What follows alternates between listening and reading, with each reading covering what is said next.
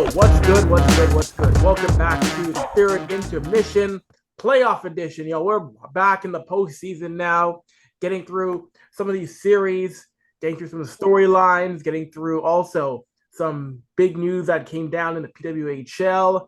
But first of all, we gotta introduce ourselves. It's your boy Avery here in the host chair today, holding things down with Jason and Marsha. Marsha, what's going on? How you doing? We out here. The sun is back after whatever treachery was yesterday. My goodness, some 0 degree weather, freezing rain. That's in the rear view. Onwards, onwards and upwards. We can't focus on that any longer. But good vibes today. Can't complain. One day at a time. Exactly. Cannot agree more with that. I already got Mr. Jason out here. I won't see where he is. I will say he's on vacation, enjoying somewhere nice and warm. He's out. He's living his best life right now on vacation, aren't you, Jason? Yeah, man. Yo, freezing rain, Marsha. Oh my goodness. Keep that over there. I Where, know. where I am, I don't want it. I don't want none of that. You keep the freezing rain. When I come back, I'll bring the sunshine with me back. Thank you. Thank you. Just Yo, hang on. Just hang on. I'll be back soon. you know how life is going on for Jason. We're doing our pre-show chat. This man Jason said he wanted to keep the show short because we missed the buffet breakfast, so he wants to get to the dinner. That's a life good for him right now, eh? Listen, You brother, the know? pancakes out here, brother. I gained some weight. My stomach is fatter, but like yo, honestly, like where I'm at, the food is like totally different than like what I would eat if I was back home. Like it just tastes Mm-hmm. different, like altogether. Like I just been on a pancake, like fried egg with cheese diet, and the pancakes are like amazing. Like they taste You're sweeter. relaxing. Like It's good. yeah, You're man. not cooking it Yo, yourself. exactly. That's why I don't want to miss the buffet, man. I don't want to miss the buffet, guys. Well, hey, But we no, got all is well, man. I hope everybody's good on the outside. Avery, I hope you're good. Marsha, I hope you're good. Sorry that you guys have to deal with the treacherous freezing rain and stuff. But like I said, I'll bring the sunshine back. And you know me, man. Go Leafs, go. Yes, sir. all right. You know what? We can start right there. Ottawa, Toronto, Battle of Ontario. Toronto leads the series 3 games to 1, but Ottawa got a game 4 win to extend their season. Jake Sanderson, overtime winner. It's been a fun series so far, even though Toronto now does have game point. I want to get your thoughts on the series. I'll start with you, Jason. What are your thoughts on Toronto beating up with Ottawa 3 games to 1 in the first round? Well, I can tell you this much right off the rip is this is a different Maple Leafs team. Probably the best Maple Leafs team in the Matthews, Nylander, Riley, Tavares, Marner era that has been like put together and assembled. And oh boy, do they ever look so good. The power play is clicking. The defense is playing hard. You're getting good value from that fourth line. You're seeing guys like Scott Lawton, a guy that was a highly sought after free agent, finish every check and win important faceoffs. You're seeing a Craig Berube type structure being played right now. And although they lost last night, it's not the end of the world. Hockey is a game of chance and it's a game of luck. And sometimes one team has the puck luck, and sometimes that team that has the puck luck doesn't have it again the next night. This is the playoffs, and this is how the playoffs go. But so far, honestly, I'm so impressed with how Marner is showing up and showing out. To see Matthew Knight score that goal yesterday on the breakaway while he was getting like harassed, like to see the pushback and the fight from the Maple Leafs. Like this year, they're out there to prove something. I, Ottawa, they battled last night. That was probably the most complete game Ottawa played in this series thus far. Every other game they've gotten outplayed. And there was a time and point in that game where Ottawa was out shooting us and we still outshot them at the end. So I'm not too worried. I know it's the playoffs. And, like that goal, it was a great shot from the point. Like, that's what you want to do in the playoffs. If it comes off the wall, you just want to put it on net. Benoit did that in one of the games there off a face-off win. And he put it on net and he scored. So, that was good to see, like, Sanderson. Well, not good to see Sanderson do it. But I mean, like, you want to see those kind of plays in the playoffs because those plays lead to goals. And Ottawa got lucky last night. They fought, they battled, they didn't give up, they were persistent. But now Berube, said, you know what, guys, we're not going to practice today. We're going to relax. Tree Living connected with the Marlies to try and expose some of the Marlies, which I think is a good idea, to the playoff atmosphere. It shows that Tree Living wants to bring a cup to Toronto by doing that. So I like to see that. And also, I'm not worried about the goaltending. I think our goaltending is fine. Stollers, he had no chance on that goal at all. He was blocked. I think Carlo was in front of him, and Carlo is like 6'7". How are you supposed to see through like somebody that's 6'7"? You know what I mean? So at the end of the day, I'm not worried. It's still go Leafs go. We come back here Tuesday. We kick the Senators' butt. We send them packing and we get some rest. And hopefully Tampa and Florida go 7. You mentioned Simone Benoit getting that shot on net, and we've talked before in the show, Jason, about how this Leafs team need other guys to step up, and we had it in the series so far. You've got Benoit stepping up, you had Matthew Nye stepping up, you've had Max Domi stepping up. You're seeing Yep. this Leafs team buying into it cannot be reliant on the shoulders of only number 34, 29, and 16. Oh, exactly. And this is the thing. You don't want to put pressure on them because you remember Berube is already taxing them. Those guys are seeing more than 24 minutes of ice time a game. You know what I'm saying? And Marsha, I definitely want to hear your thoughts on this too as well. You can't just sit in the corner and be quiet. You definitely gotta vocalize and jump in because like I know you have a lot to say over there too with your tin hat on. I'm on vacay, but I have my tin hat on too. Yeah, no, but y'all are so right. Like, it's a team effort. You need all four lines, all three D pairings contributing, or we're not getting anywhere. That was our qualms for the past, what, 5, 6, 7 years of, oh, Matthews isn't doing anything. Oh, Marner gets invisible in the playoffs. Like, oh, what can you do? But like, it's not Austin Matthews like Leafs. It's not Mitch Marner's Leafs. They're a team. So when you're rolling every single guy on this team, they're all contributing. I think what was it that no one played less than 10 minutes or 11 minutes or something like that was You the got stat it. over the past couple of games. Yep. Every single person contributing, battling hard, winning faceoffs in the corners, digging pucks out. Like, this is what we needed the past couple of years. And this is why we keep saying it's actually different this time. 100%. And I'm glad you brought up the faceoffs because we've been kicking butt in the faceoff dot. And I think that has contributed to our success in the series thus far. Guys, I've seen guys like Marner win draws, Nylander, Tavares is cleaning out the faceoff dot. Last night again, like most of the guys that took faceoffs were over 50%. And a key ingredient in making a good hard run in the Stanley Cup playoffs is making sure that you're winning those faceoffs and you're winning those board battles and every line, like Marsha said, is contributing on a regular basis. It just can't be 16, 34, and 88. And one thing I want to say to all the people that shitted on Morgan Riley this year, you guys can kiss my black ass. Playoff Morgan Riley has appeared. Playoff Morgan Riley is here. And playoff Morgan Riley will take us to the next round. That is Tessa Virtue's husband. We love to see him. And he's not stressed while he's doing it. Because the last few times that we saw playoff Morgan Riley, he was the only one doing some hard, dirty work to get us to where we need to be. But Oh, now facts. it's a relaxed vibe. He's still taking those shots that people are still a little bit scared to take, but it's paying off for him, and you could see the ease that's on his face while he's doing it. It looks like Marsha, he's having fun. He's Hmm. relaxed. And like you said, you can see his face is different. Like he doesn't have that stressed out look on his face. He knows what he has to do and he's trying to do it. And this is so good to see because we've always wanted to see Morgan Riley excel. But going back to Tree Living and the additions that he made, bringing in guys like Brandon Carlo, bringing in guys like OEL, who scored yesterday to tie the game, bringing guys in like uh, Lawrence, guys like that, Hmm. Pacioretty, guys like this that are shaping and retooling the roster is very good. But one thing I'm interested to see is how Berube is gonna adjust his lineup because I did see Hmm. a few things, and one of the things I want to touch on is seeing Bobby McMahon on the second line. And I think Bobby McMahon is a good fit on the second line Hmm. because of the fact that we've seen how T'Chuk, when he's out there, he likes to bully people and bowl them over when they're not looking or they don't have the puck.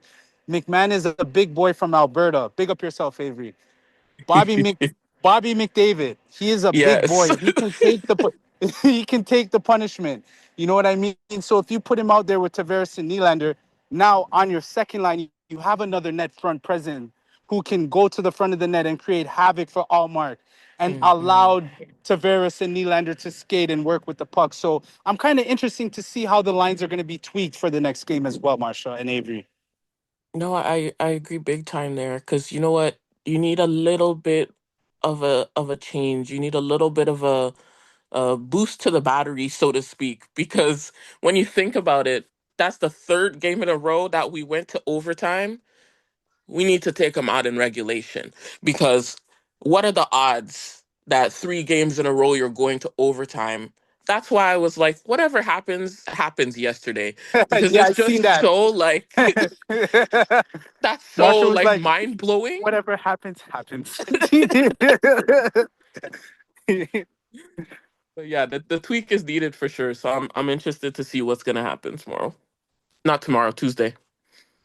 And you know what I'm seeing now? Now I don't think now here's the thing. I don't think Ottawa is built for a 3-1 comeback. I think this team, this version of Ottawa has gone as far as they can. I think next year will be another step forward for the Senators. But I saw a few people online already saying, "What if we blow this? What if we blow this 3-1 lead again?" What is Listen, those guys. wrong? Can I just take 2 minutes out of the show to address those guys, please? Go Not ahead. even See, two. senor? Go ahead, Jason. These guys, my like guys, I seen Mike Stevens post a tweet how the Leafs are 1-12 in game clinching series wins or whatever. Brother, be quiet. We don't want to hear that right now. We're up 3-1 on the Sens right now. Yes, we wanted to see a sweep.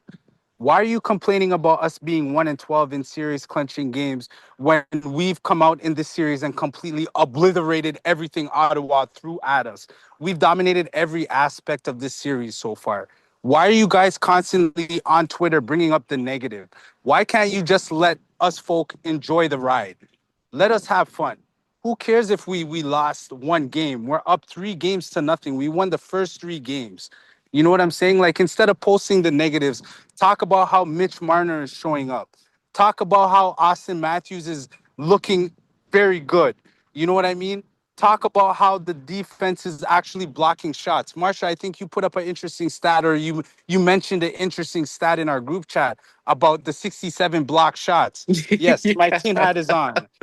You know what I'm saying? Like you guys just out there in Twitterland need to relax. Just breathe a little bit. We're built for this. We don't have Sheldon Keefe behind us. If we did, I would worry a little bit. You know, but we have a guy that's been there. We have a guy that knows what it takes to win game clinching series. We have a guy that has taken a team in St. Louis that was terrible in the first half of the season, called up a hot goalie, and went on and made one of the most incredible runs we've ever seen witnessed in the NHL. So all you guys on Twitter, oh, the Leafs, it's 3-1, blah, blah, blah, blah, blah, blah. Yo, just be quiet, bro. Like, I don't know, maybe if you like to drink alcohol, have a drink of alcohol or something, bro. Like, just relax and just breathe. Enjoy the ride, man. This is what the playoffs are all about. You're not going to go in there and sweep every team on your way to a Stanley Cup. I don't even think that's happened unless Avery can correct me because Avery knows all the stats. But I'm just saying, like, we're going to lose some games and some of the games we lose are going to be close, but it's not the end of the world.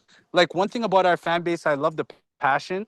Marsha and Avery, I love the passion. But one thing I can't stand is that if they lose, it's like worst case The scenario end right of the away. world. It's The the end of the doomsday world. clock is 1 minute closer to midnight. Like what? There's Right? still time Uh, left.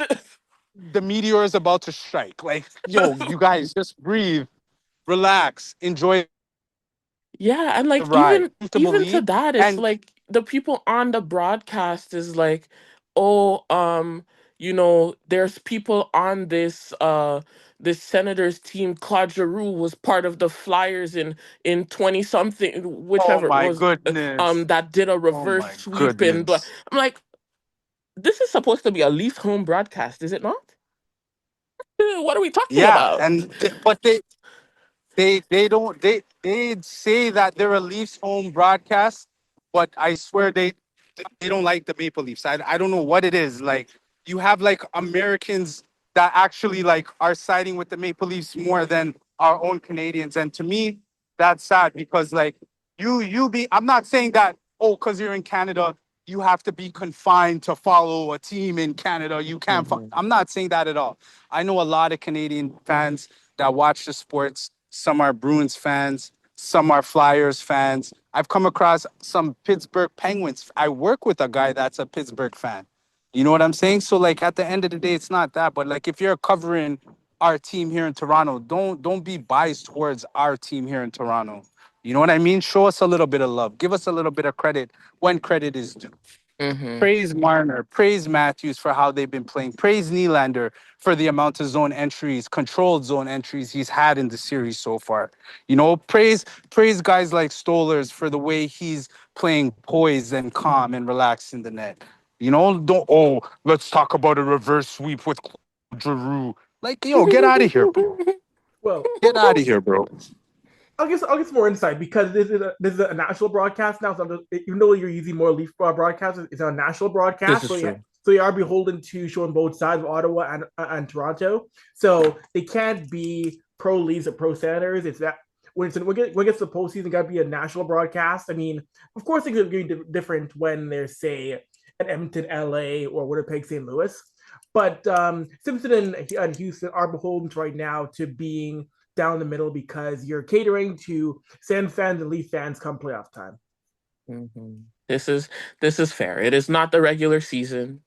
Yeah, It's that's not, true. but the neutrality is leaning on the side of I'm gonna hype up the alleged underdog that is the Senators, as it It always is. seems. This is You true. know, This is true. It's Toronto versus everyone right now, and that's Yo, okay. this It's guy. okay. But Yo. speaking of Toronto versus everyone, how do you Yes. feel about the Oilers, Avery? Well, right now I gotta say, time this taping, this team is going into game four, down 2-1, got a big game three win, 7-4. I said on Hockey News that game wasn't pretty. It wasn't the most sound game, but hey, that game three, Edmonton gets a 7-4 win. And I said on hockeynews.com that this sometimes it's good to have a playoff game that's nothing but chaos and antics and vibes. Was that the prettiest game? No. Was it the most sound game? Absolutely not. But that was a game in which Edmonton did enough to get the W. Big efforts by Connor Brown and Vander Kane. And they're going back to Calvin Pickard in net tonight. And I'm not surprised. We saw Chris Knobloch do it before last year. He's done it before to try and shift momentum. So I think right now, really, Knobloch is going from what it sounds like, what it looks like, hey, you win, the net's yours until you lose. So we'll see. I mean, if Pickard wins again tonight, it's going to be a tough decision, I think, for Knobloch going into a game five. But if he loses, I do think he goes back to Skinner if this team goes down 3-1. That's a great analysis there. And I mean, what else would you expect a coach to do? You need to continue to ride the high and ride the momentum that you have going forward. In the last game, Pickard didn't really do anything that someone would say lost him the net. So it's like you take it as it comes. You see how he plays throughout this game, wins it. Okay, let's move forward. Why would you cut that momentum and go back to Skinner, who hasn't played in a couple games, right? Hmm. Yeah, it's true. And I think, I do think the reset again could be good for Stu to assess himself. And you've seen Pickard make the timely save late in the third period to keep Edmonton in the game. Like you mentioned, Marsha, he hasn't done anything to lose Edmonton this game or the series or any games yet. So it'll be interesting to see what happens, though. And I know most of his crew picked LA to win the series. And I I'll was give not one of them. Marshall was not. No, you were the exception, Marshall. No, Jason was. Jason was adamant. I swear, it's not Jason was moving like he had a penthouse in Beverly Hills the way he was talking about you know? the last episode. But but this team still give them credit again. No, but like Go ahead, Jason. no, but like if you sorry, Avery, I didn't mean to cut you off like that, but I mean, like, if you look at the way the series has been played, like the first game especially, like I thought Edmonton would have had more pop in game one, but it just that defensive structure kind of threw them off balance. And then I forgot who started game one, Avery, but the starter for Edmonton was very shaky because some of those Stu goals were Skinner. soft. No, Yeah, Stu Skinner. Skinner wasn't, he didn't look like the Stuart Skinner of last year in that run where like you knew when he was on, he was totally on. Like his confidence is shot. So I kind of like Edmonton going back to Picard tonight, but I think Edmonton found a way to break down that defensive style that LA has been playing. And now Edmonton is starting to create their own space. Because I remember when we had the talk before the playoffs started, it was in order for Edmonton to have space, in order for Edmonton, sorry, to have success in the series, they would have to create their own space because LA is a team that tries to cut the space. But now Edmonton has found a way to create the space. And now they look dangerous. Last game, they looked very dangerous. I thought they were handcuffed last game, and I thought it was going to be another boring finish. But oh boy, was I ever so wrong. It looks like this series might go seven. It might not go five to LA because now Edmonton is starting to find their groove and their gear. You see the urgency that they're playing with now. Like you see every time McDavid has the puck, he's trying to score or he's trying to feed it across to an open player on the other side of the ice. Dryden Silas is trying to score every time the puck is on his stick. Hyman is digging and winning battles in the corner. You know, you have the emergence of Evander Kane coming back, you know, like and him being on the ice is just creating all kinds of havoc. You know, Nurse, I'm not gonna complain on him so much. He looks pretty good. He looks decent without Ekholm, and I think he knows now that he may have to wait a while to get Ekholm back, and he's gonna have to be playing like he's worth $9.25 million. And so far, he's coming as advertised. The power of the Palau and the Moby is real, man. Because Darnell Nurse, yeah, the power of the Palau and Moby is looking real, man. It's looking real with the doubles on the side. It's looking real, man. Yo, Nurse yeah. is poised. He's on a mission, Avery. I will give Edmonton credit. I thought it was gonna be five for LA, but I don't think so anymore, man. Yeah, this team. And one thing too that I mentioned beforehand, how the penalty kill, yes, had struggles, but you're seeing the Oilers penalty kill start to figure out how to break down LA's power play because LA's power play has been dominant because due to the fact that Jim Hiller has gone out and said, okay, we're rolling out a 5 forward unit, which on power on PP1, which if it works, great. If it doesn't, that could be a disaster because there's no D-man back there helping you out and support. There's no Drew Doughty. There's nobody else back there who can be a solid defender when it comes to the power play. There's no Mikey Anderson or Doughty on PP1. And granted, LA is full of strong defensive forwards, guys like Kim Fiala, Kempe, Kopitar. But there was a few times you saw Edmonton was on the penalty kill. You saw them in game 3 trying to go for that stretch pass, and a couple of times it worked to spring guys on breakaways and partial breaks because guys like Kim Fiala, Anze Kopitar, they can't turn and rotate like a D-man could. They can't do it. And you're seeing Edmonton exploit that with stretch passes through the middle of the ice. Yep. And and I'm glad you brought up that because if any team is coming out with 5 forwards, even though they're defensive minded, the idea to beat the 5 forwards on the kill is the stretch pass. And Edmonton is using that to perfection. They have the speed. They have guys that can fling the biscuit around like nobody's business, and it's working to their advantage, right? So LA might have to regroup and re-strategize that 5 forward power play. Maybe if you need a goal, you throw out 5 forwards. But for now, 4 forwards and a defenseman and split up the time between Doughty and Mikey Anderson. So at least you have a defenseman back there anchoring the point. You know what I mean? While the 4 forwards work on the power play, because that stretch pass definitely exposed them last game. And if they keep coming out with 5 forwards every power play, they're gonna get exposed. And that being exposed could cost them the series, man. I'm not even gonna lie to you, Avery. Edmonton looked really good last game, bro.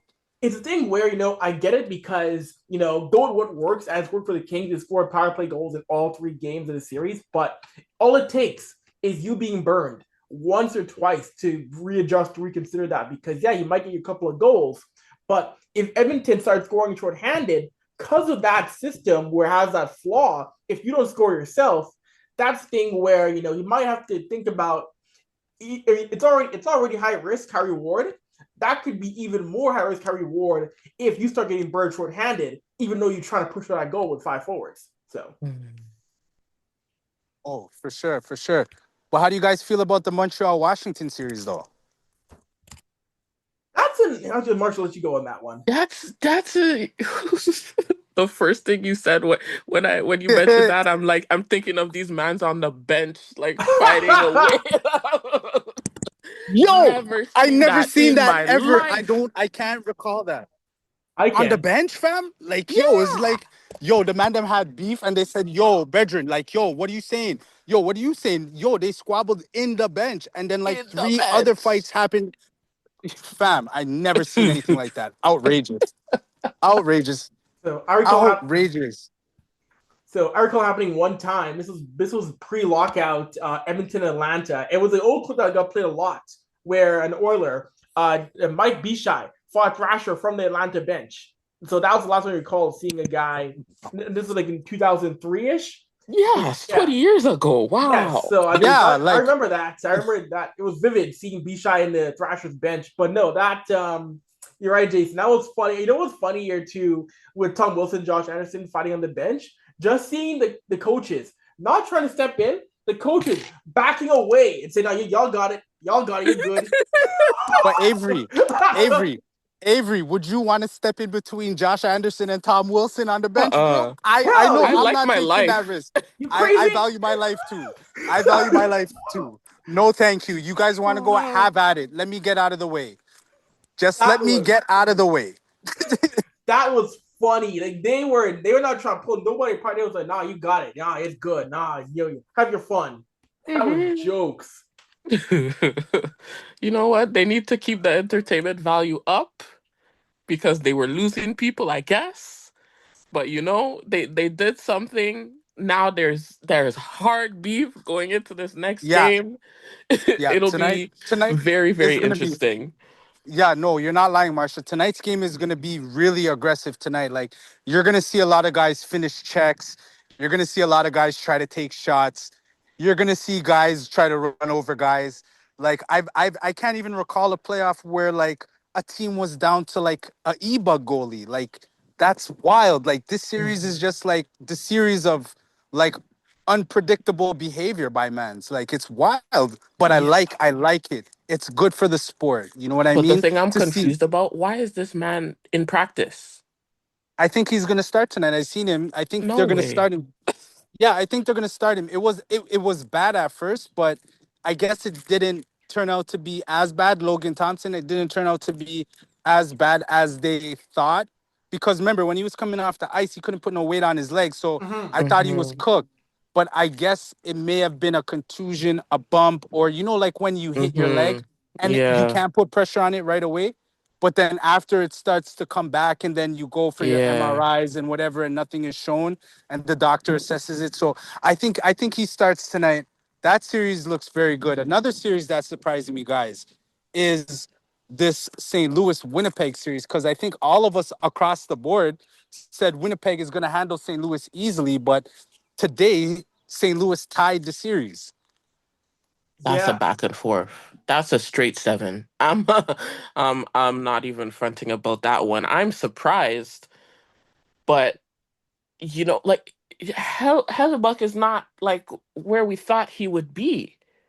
Yeah, St. Louis is just they're just It's attacking, firepower. and the amount of firepower is just insane. Even watching game one, like to see how back and forth that game was, and although Winnipeg won game one in style, where I think Shifley dished it over to Kyle Connor, and Kyle Connor just took the biscuit and slapped it in off the one tee. Like I thought from there Winnipeg was going to control the flow of the series, but boy oh boy, has St. Louis made this one interesting. And if Hellebuck loses, he's going to have hell to pay in Winnipeg. That's for damn sure. Because Man, Winnipeg is invested in Hellebuck. this is a series in which I don't think I'll be honest, I don't think they're gonna. I don't think any Jets fan could for Hellebuck. Y'all need to calm down because Exactly. that's been your bread and butter. That's been your franchise netminder who's kept you in far more series than you should have been over the past few years. But Oh, Mhm. 100%. for me, Winnipeg, if Winnipeg loses this series, I don't know where you go with this core because once again, we think Winnipeg is a great team, the juggernaut, and they stumble in either the first or the second round. Now, I know the series right now is tied at 2 games apiece, but man, Winnipeg can't stumble again in the first round. They can't. No, they No. can't. They can't. They can't. Not at all. And another interesting series. I don't know if you guys are feeling the same way I'm feeling, but Minnesota Wild is surprising me, man.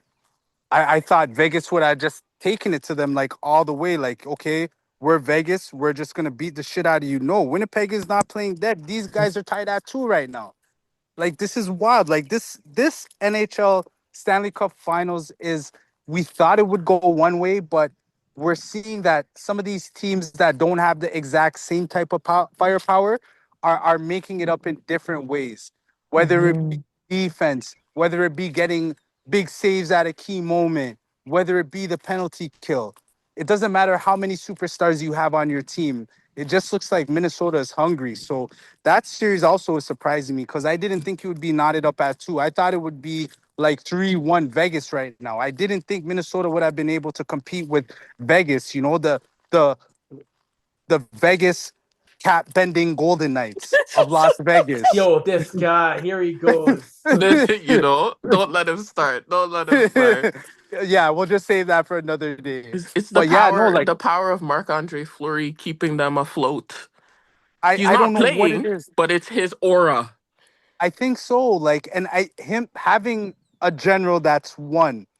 Speaking of Marc-Andre Fleury, having a general that's one, being in the locker room, explaining to guys what needs to be Mhm. done, and how you need to play, and how you need to approach the game.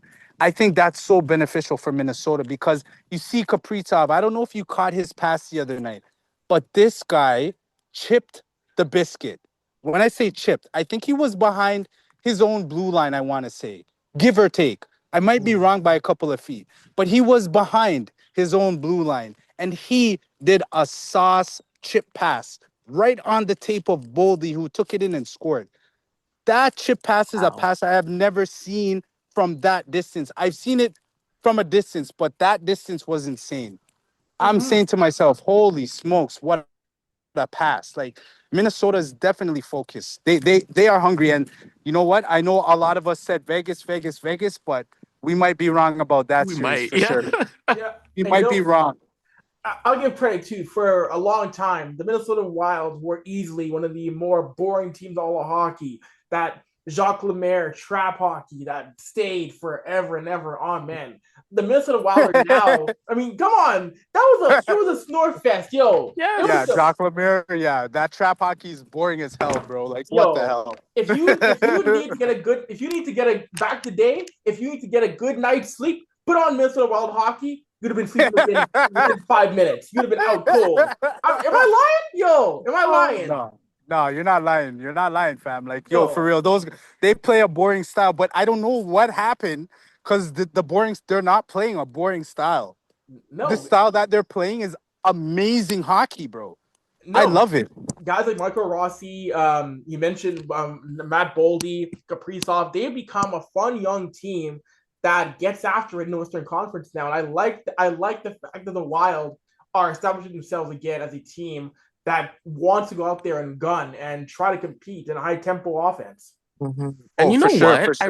I really, really think they're in this mindset of every day is a new day because it took them until game 82 to say, are we in or are we out?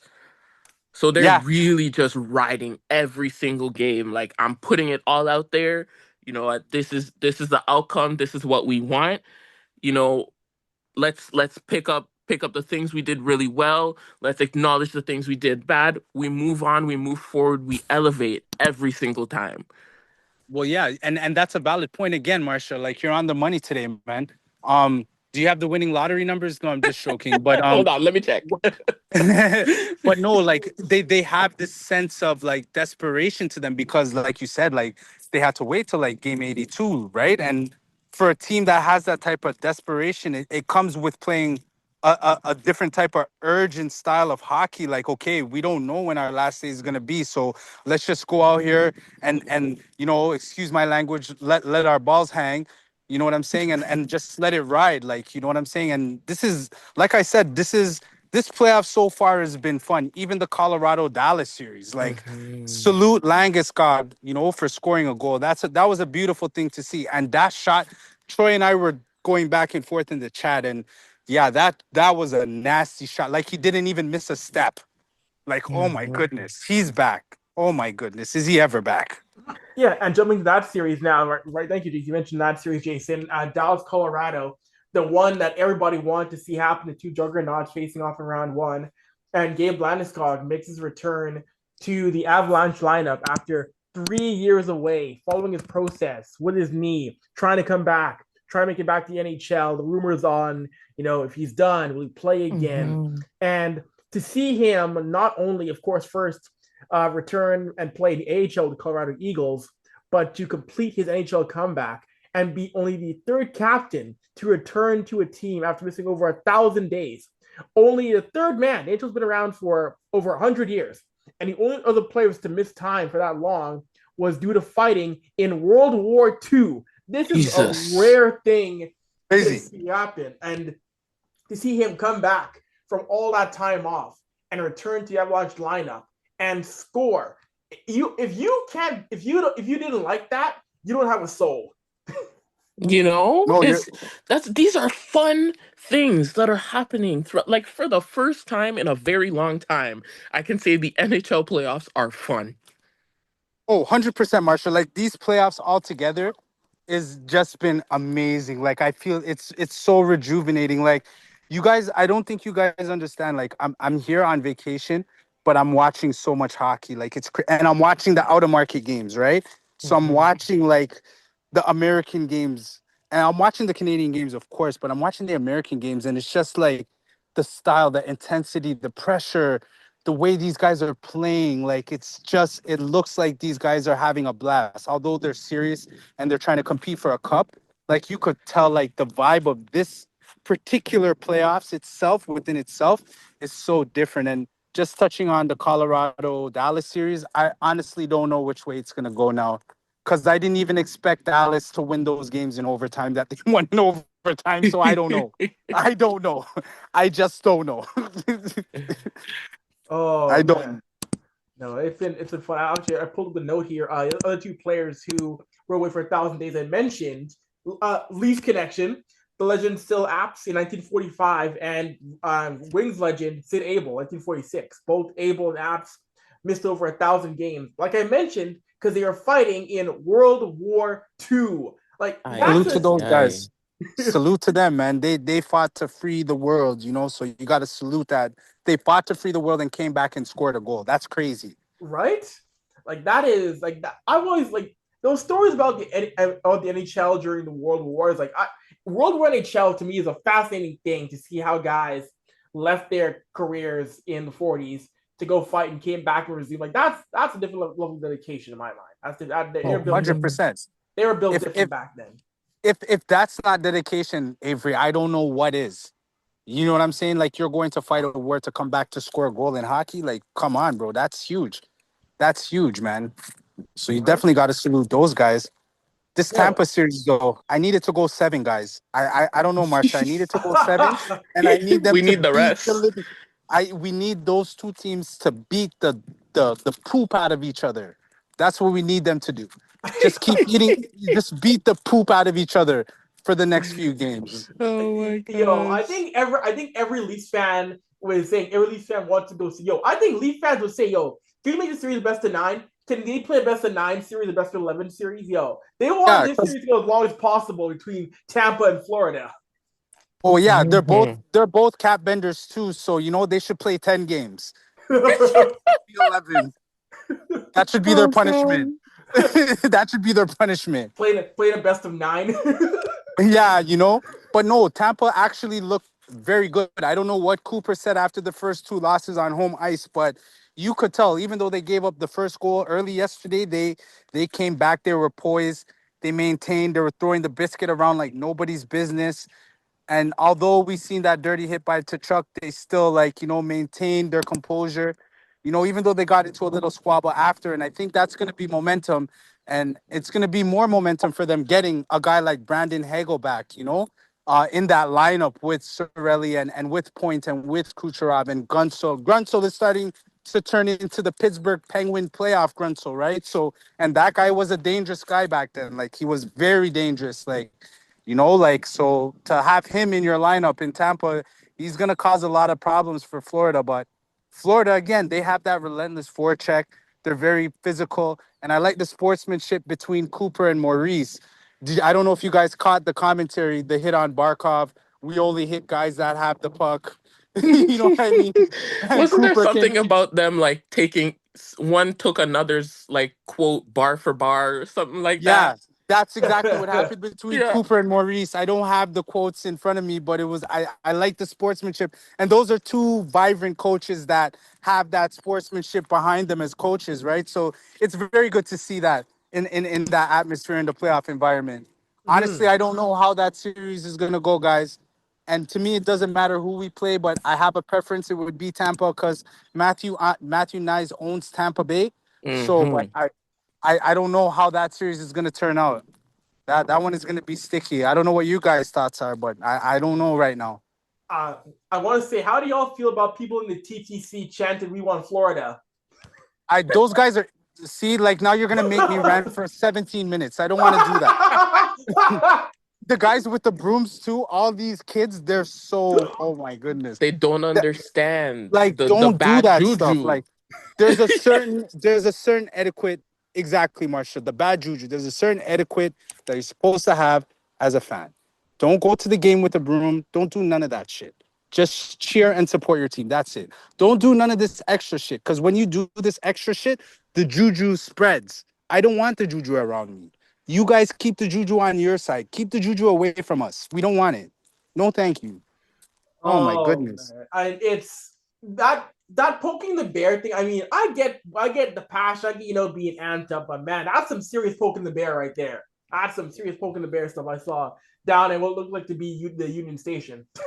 Yeah, Oh but my like goodness. even to the point of you look at the broom and you can tell these mans went to Dollarama that day to look for a blue broom to find to go to the game because there's Yeah. no way. Like, come on. Come on. Come on, man. Oh my goodness. yo, Jeez. yo, spending money just to troll is wild. You It's know, beyond wild. I It's hope you beyond needed a wild. broom for your house because what are you Yeah, doing go with it sweep. now?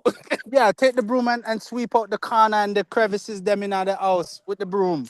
Yeah, take broom to go a hockey game with the broom. Sure. Yo, oh my goodness. And moving on from the NHL playoff series, we want to point out that the PWHL is finally going westward. Westward expansion is here. The PW has announced a team coming to Vancouver. And next week we'll get a presser announcing a team to Seattle, which leaked early, unfortunately, on the PWHL team shop. But formally, Westward is the P-Dub's plan now. We talked about it before on this show. It's been rumored for a while. So I'm glad to see the PWHL finally going westward. Of course, there's still things to sort out when it comes to travel, road trips, considering it's only two teams west of Avery, Mike, Minnesota. Mike.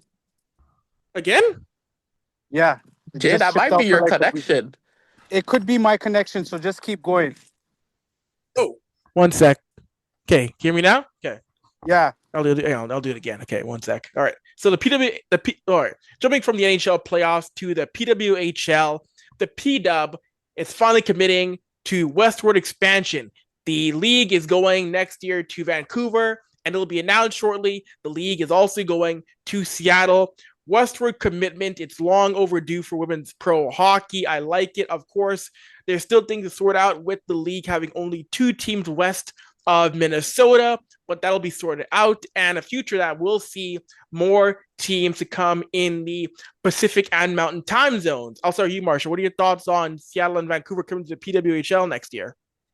Hallelujah, praise the Lord. It's about time. We're moving on, we're moving up, adding more teams. It's a great feeling. It's absolutely hilarious that it leaked through merch, but it is what it is. What can you do? There was a good portion of people that already heard things through the grapevine, so I don't think it really came as a surprise. Hmm. But I think the thing that surprised me is that they split up the two announcements like so much. It was like a whole week apart when you could have done like a back to back days. I don't know if we were trying to let the news kind of sit and resonate with people, or things weren't fully prepared on one side versus the other. But this is really, really good for the sport, and it's coming at a great time as we're wrapping up the P-Dub season, starting to move forward with playoffs coming soon. You know, I love this. The energy is up where it needs to be, and I'm excited to see what these teams have in store, how they contribute to the league, and what that means for further expansions. Hmm.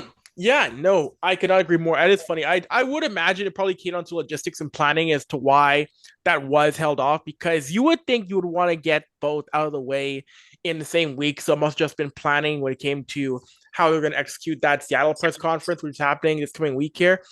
Jason, what are your thoughts on Vancouver and Seattle coming to the P Dub next year?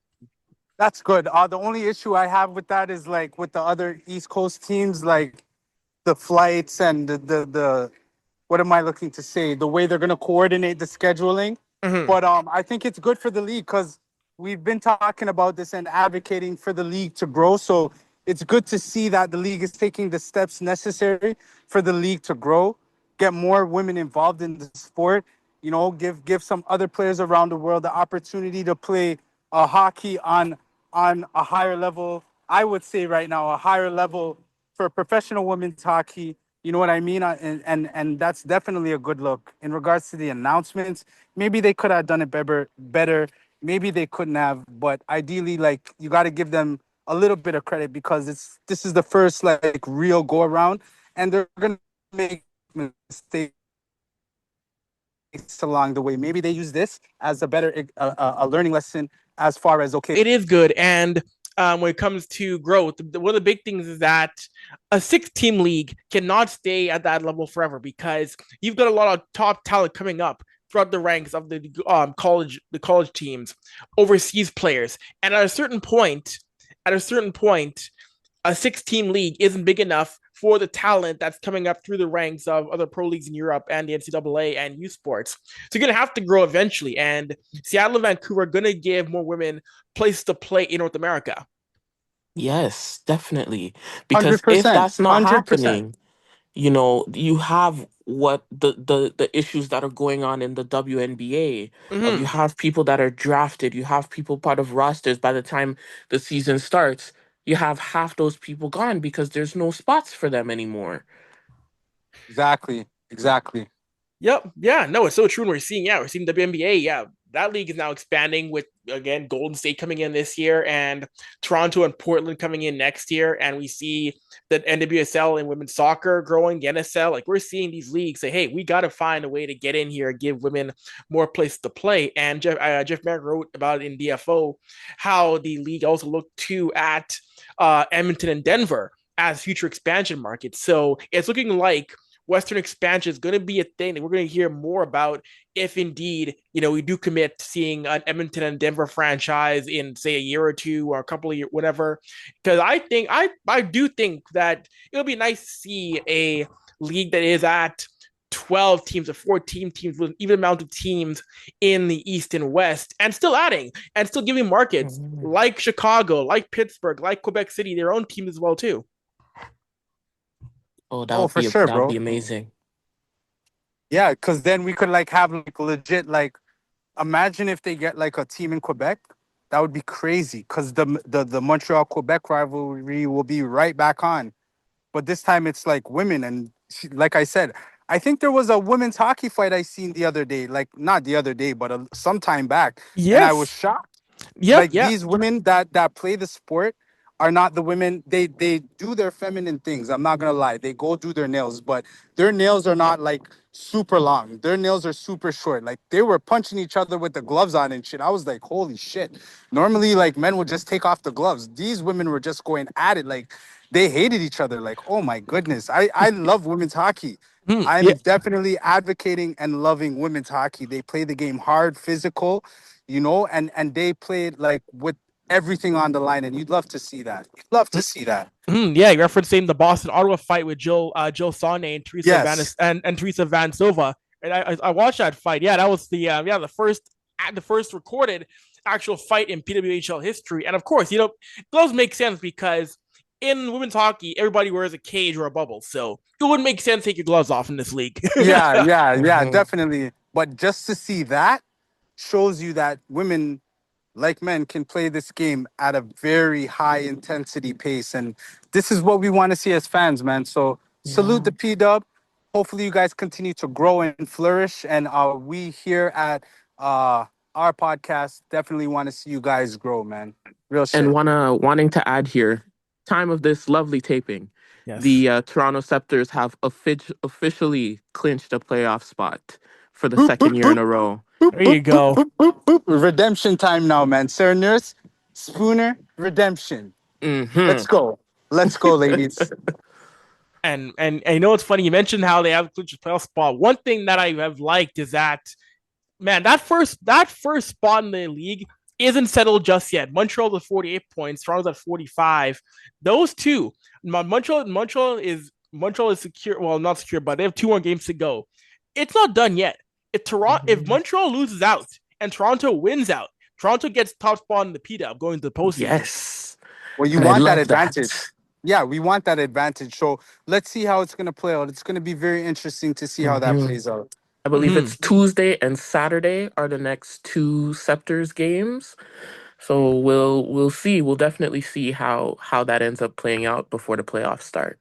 Oh, exactly. Yeah.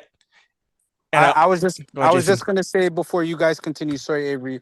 I was gonna cut you short because I gotta take a shower. They're starting to line up for the buffet, so I just wanted to send my love from where I'm at. You guys take care of each other. Make sure you guys drink your water, okay? All right. Yes, sir, Jason. Sí, senor. Yes. All right. Sí, senor. Get out of here, Mike. Adios, amigos. Yo. All right, Jason. All right. Before we wrap things up here on the show, I do want to ask you, Marsha. So you probably saw Marsha, Turner, TNT. They're catching flack for not sending on the road their broadcast teams for every game in Canada, and they've stated that it's due to cost, production expenses, and I'm sorry. The fact that Turner is okay with having a remote broadcast for Ottawa, Toronto, and games in Winnipeg and Edmonton, LA, when remote broadcasts sound awful. For a multi-billion-dollar corporation like Turner Broadcasting and TNT to say, whoops, too expensive, to not send your full broadcast teams on location because it's out in Canada, that's embarrassing.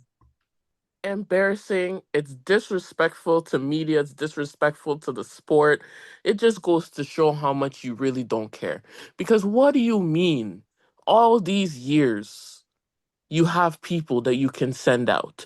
You have the money because you have the media contracts. Not even to say you have to send out the full desk, the full team. Take your commentators. Yep. Take one ringside person, maybe. Your camera person and an audio person. What? That's like 5-6 people? Yep. Can't pay for a flight for 5-6 people? And if you split it up in a way where, okay, it's not these people doing all these trips. You have a go team for the East, you have a go team for the West. Yes. And you're just working around. You're sending things out. Like book your flights on a nice group discount or something. But like remote is just a joke because you're so behind. You're not even catching things as they're happening. You're watching from one screen instead of watching from a screen in the press box, but being able to peer over the ledge and see what things might be going on in a game. Exactly. And audio wise, It sounds awful. I was listening back to the audio of Game Three of LA Edmonton, and Steve Mears and Colby Armstrong are calling the game from Atlanta. And you compare that to the Sportsnet broadcast team in arena of Louis DeBrusque and Jack Michaels, and the audio is so different. You can feel the vibes of them in Rogers Place. When you're watching the TNT feed with Mears and Armstrong, it just feels, you can just sense you're not there. You're in a studio somewhere Yeah. else. Yeah, it's too like distant. Like Yes, you can hear the emptiness of where exactly. they are, and it just removes so much from that playoff energy. This isn't a regular season game.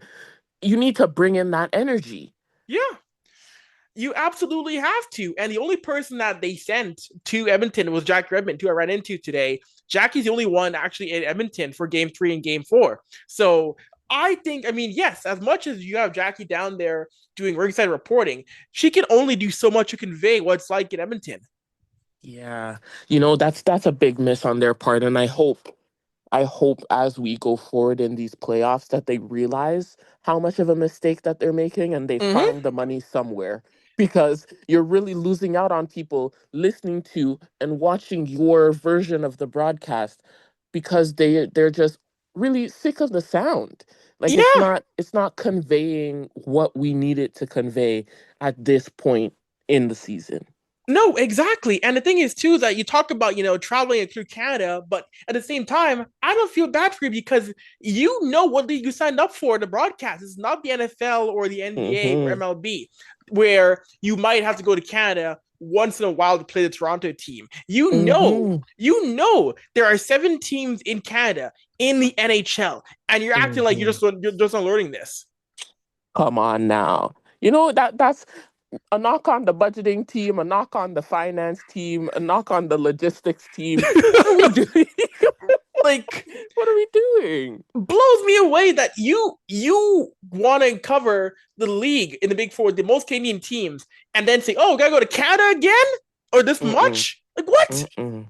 Immediately, like, revoke your credentials. There's no way. There's no way. You blows Because me what away. are you gonna do when we get to conference finals, when we get to the Stanley Cup final? Like, What are you gonna do? Oh, we still don't have the money to send people around? like it blows me away because yeah, you're right, Marshall. What are you gonna do if a Toronto advances or Montreal or Edmonton? Like, what are you gonna do if these Canadian teams keep going forward? Keep not sending you crews? They better find people that can enter the country because Yeah, I could not, and I love how they tried to spin it. They openly said to the people, Marsha, it came down to money. oh, Nobody is going to feel bad for Turner you Broadcasting. know, how long have you been in the business, Turner? Come on I now. have some self reflection here. You guys make billions. Come on. Ah, yeah, yeah, yeah, yeah. A company that's been around for eons and eons and eons. It's what, like 50, 60 years in the Yeah. broadcasting business? Yes. Oh, geez. I face. I just for spite, just for out of that. I want to see what they're gonna do to get an all Kane team cup final. What are they gonna do Yeah, in the cup no, final? exactly. Like, because this year the cup final in America is on TNT this year. So what are they gonna do? The cup final is Toronto, Winnipeg, or Toronto, Edmonton. What are they gonna do? Really, really, and truly, because you bring in a revenue of, I'm looking at it here, you bring in a revenue of about $14 billion every year. You have about 2,600 employees, and you mean to tell me you can't find anyone, you can't find any dollars that can come in? Right? And they were saying how it's tough to find a mobile truck. Don't give me that. Don't give me it's tough to find a Jeez. mobile truck. Don't it's not 1931 anymore. Okay, You tough know what? though. All you need is to find a Mercedes van that's on rent from somewhere. Hook it up with your rig and your audio visuals. You, but also, you're in Atlanta. You're Yeah, based in Atlanta. Make someone take a drive with Well, it was they went to all the excuses that no one would feel bad for them for. The lack of self awareness blew me away, Marcia. They Mhm. doubled and tripled down on just the worst statement in the world. Really and truly, Avery. I'm like, now I'm wondering, is it okay? We know money is not the issue.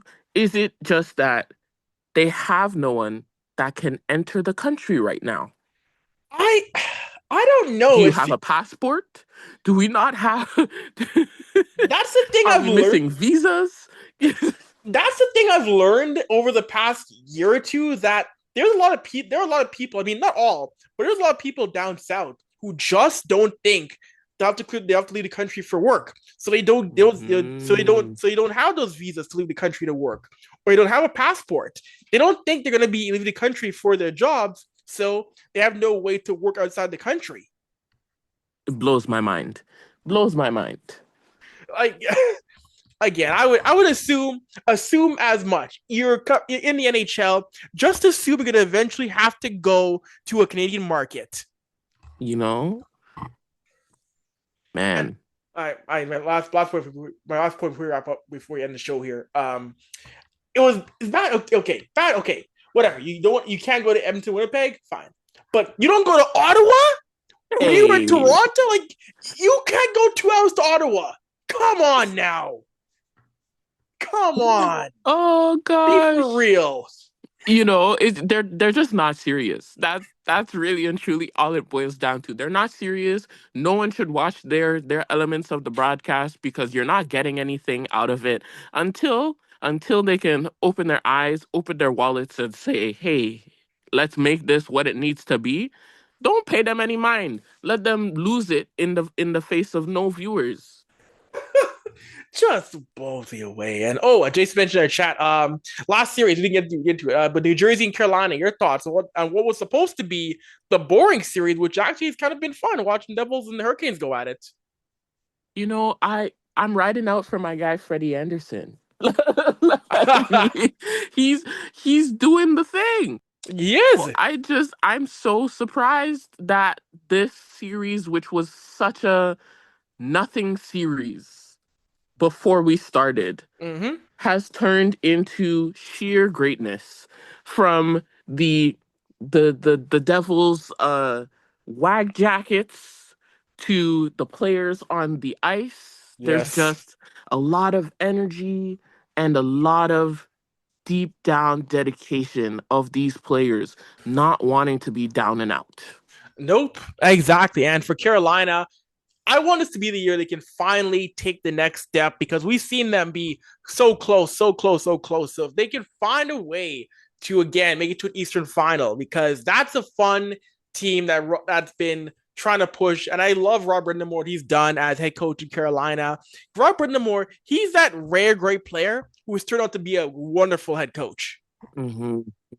Because like he has grown with the times. He realizes that the league we're in now is not the league that he's played in. He's adaptable. He listens to his players and he just has fun while he's doing it. He knows when to turn the switch on and off of Mm-hmm. seriousness and fun. Yes, I could not agree more with that. And I'll say this much. Rob Brindamore at 55 years old still looks like he could play in this league.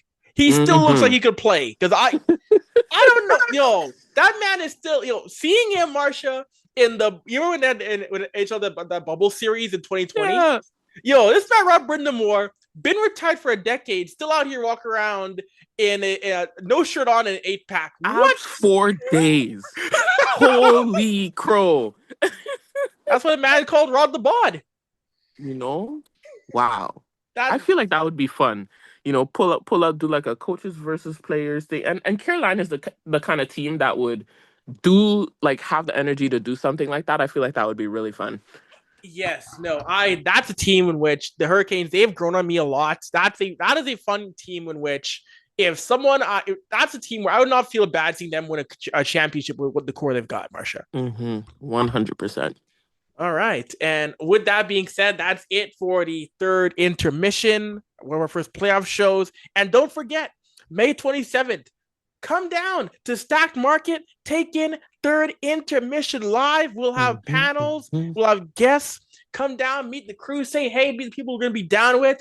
We're working to make a safe space in person for Black folk and people of color and marginalized groups to come down, talk hockey. Be there or be square. That's right. With that being said, Jason already said it, drink your water, but thank you for allowing us to grace the space in between your head top. Until next time, deuces.